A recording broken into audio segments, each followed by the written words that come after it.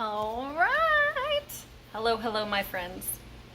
Today is a very good day. We are going to talk all about the history of Triumph, because you know I like to do that, and we are going to talk about this TR2. Let's do it.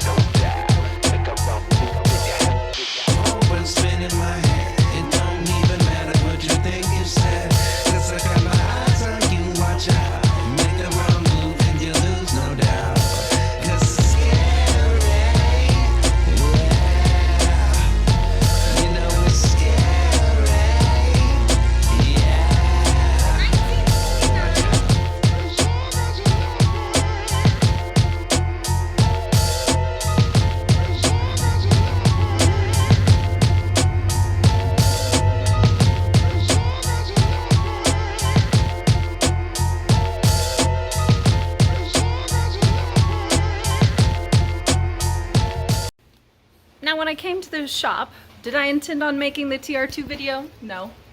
And I really could do to brush my hair. I intended on putting in new accelerator diaphragms for my Weber carburetors on my 912E. But you know what I didn't do? Order the right ones. Second time. It's gotten me. I think they changed the styling on me or something. I know I have the right parts number, but anyways, I digress.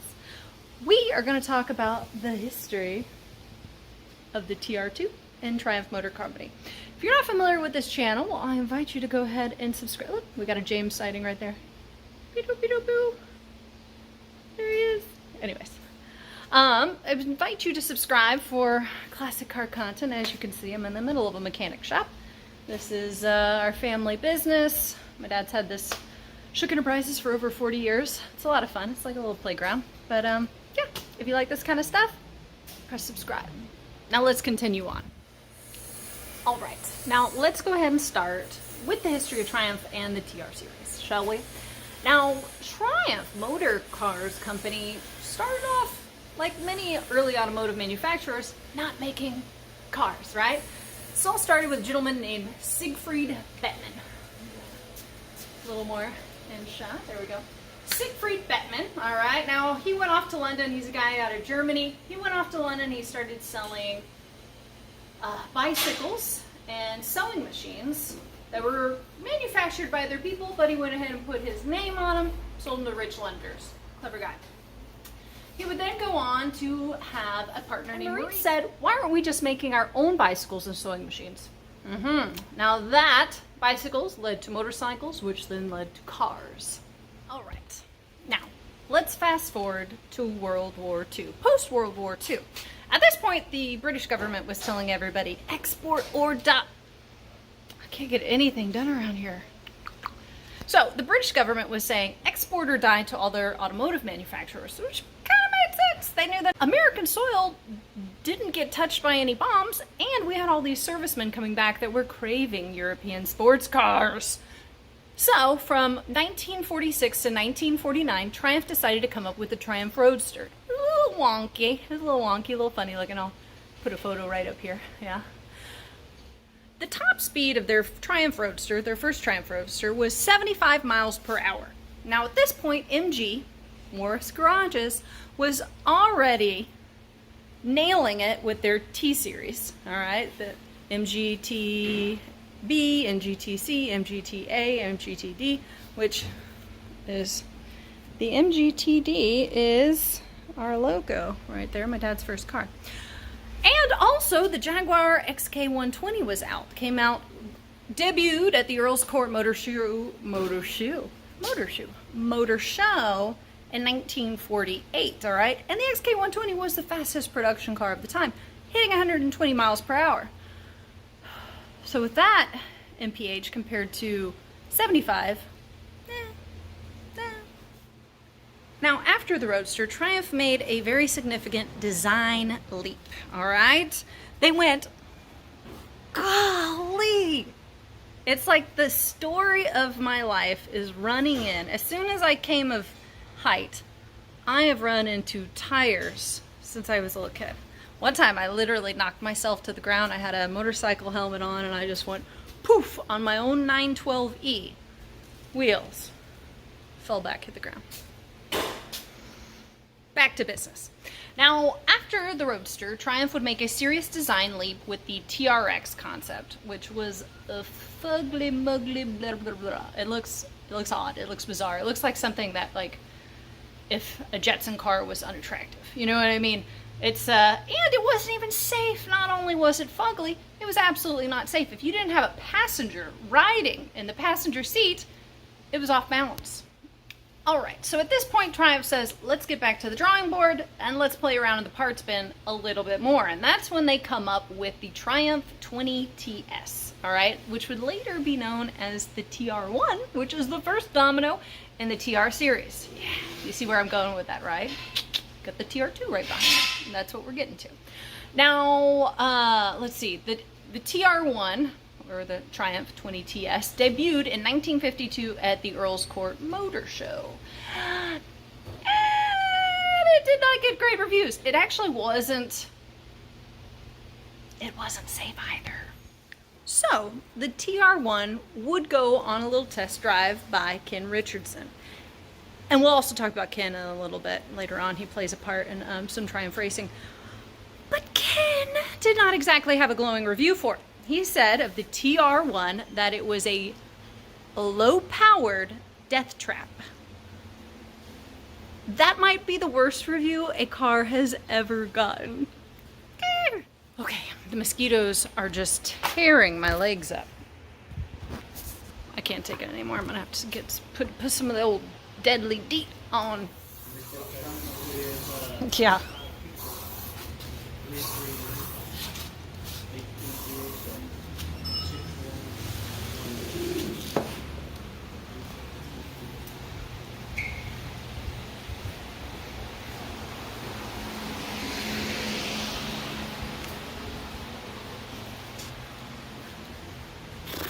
That was making me crazy. I hate mosquitoes. Them and fire ants. I just don't understand their purpose in the circle of life. Yeah. So, at this point, Triumph said, we can do this better, can't we? And they went ahead and they tuned the engine, increasing the power to 100 miles per hour, stiffened the chassis, increased suspension, increased the brake size, and voila! They had the TR2. And it was a sensation! American consumers couldn't get enough of the TR2. They loved it. It was a boom. It was one of Triumph's top earners. Now, a little bit about what's powering the TR2. It is a 4-cylinder standard wet liner inline 4 engine from Vanguard, fitted with twin H4 type SU carburetors and tuned to increase its output to 90 bhp. The body was mounted on a substantial separate chassis with coil-sprung independent suspension at the front and a leaf spring live axle at the rear. Look at that. We have a Steve Shook sighting. Look at him. Woo! Oh, I'm keeping it in there, Dad. Now, this is a pretty neat fact. The TR2 was one of the first cars that had the option of doing a fiberglass hardtop, which was pretty futuristic for the time. Now, one thing that was an issue when the TR2 first came out, there was an issue with road holding. However, they fixed that by implementing larger rear brakes and also having radial tires. Now, at that time, radial tires were like a brand new thing right out of Michelin.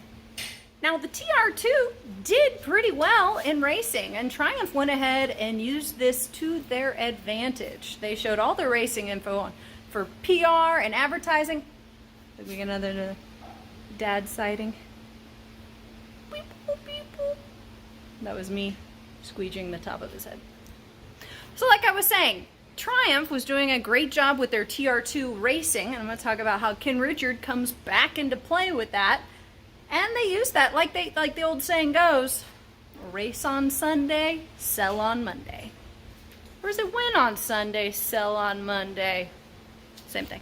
So like I said, Triumph was doing really well with the TR2 in racing. So well enough, and the publicity also garnered enough attention from bean counters, obviously, ad execs, they decided to go ahead and create their own competition department ran by Ken Richards. Yes, the man that had called the TR1 an underpowered death trap. Now, in the last year of the TR2 production, and it was produced from 53 to 55? Yes. There's a lot going on up here. From 53 to 55. And you might be saying, well, that's not a very long production run. And you're right, but back then, you had to keep changing your sports cars, because if you think about it, sports car in the 50s and 60s, sports car competition was intense. And that made it all the better for consumers. Back to where I was going with that thought. Now, the last year of production, 54 to 55, the TR2 did win in the Mille Miglia, the Ulster TT, Monte Carlo. There's like an Alpine I'm missing. Anyway, they were doing great. And also in 1955, a TR Works team, a TR competition team, would go ahead and put themselves in the 24 Hours of Le Mans and take the 14th, 15th, and 19th positions in their TR2s. Modified TR2s, obviously. Now, the neat thing about those TR2s that took position at the 24-hour Le Mans in 1955, what's 1954? Whatever. If you know it, comment in the little commenty lines. Now, interesting about that, those modifications that were used actually made their way into the TR3, which would be coming out in 1955. In 1956. Whatever. Anyways, those modifications would be seen on the TR3, and including those was like Girling brakes and carburetors. And then in 1955, when the TR3 would come out, and I should be having a TR3 video coming up soon because we just got one. By we, I mean my dad. But that means I win too, you know what I mean? What's his is mine. Ish. Just kidding, obviously. Now, at the end of 1955, the TR3 would come out, all right? Now, in total, though, the TR2 had 830... No. In total, the TR2 had 8,363 TR2s produced in that 2-year production span, which isn't long. Most of those came to the States, obviously, because as you remember, when I first started, the UK said export or die. So we got most of them over here. So that is all the history on the TR2. Now, if I missed something, or if you have like an important fact, or you have an elaboration on something that I covered, go ahead and say it. Right on those little comment lines down there, you know what I mean? Type it on in. But at this point, I can't help myself but to continue on a bit in the TR series, because, you know, that's kind of what I do. Now, after the TR2, we would see the TR3, similar body style, different grille, okay? Then, after the TR3, there would be a major design leap with the TR4 that was styled by Giovanni Michelotti. Then, you'd have the TR5, not a big departure. The TR6, which is actually right behind me, still an inspiration from the TR4 design, but done by Carmen Design House. And then you'd see the TR7. I think it's cool, but I also have a terrible habit of finding something I love in each car. But, you know, it's not it's the TR7. I think it's cool. I think it's a little futuristic, you know. You don't know which way it's coming or going. It was also the best-selling TR. That claim to fame had previously been the TR6. And, yeah, that's where we ended on the TR series. Well, I hope y'all had fun. I hope once we get this running, it needs to get back on the road, needs to work on the engine. I will hopefully be able to make a drive video if the owner kindly agrees. We always have the best customers here, and they usually let me make videos on their cars, which is really nice of them. Thank you for that. If you got any questions, go ahead and comment. Tell me what your favorite TR is in the TR series. What did you think of that weird little bubbly Triumph concept that they tried out with? Kind of weird. If you see anything in the background that you want to know more about, because, you know, we got a ton of stuff around here, let me know. Elsewise, thanks for joining, guys. See you next time. Let me see her.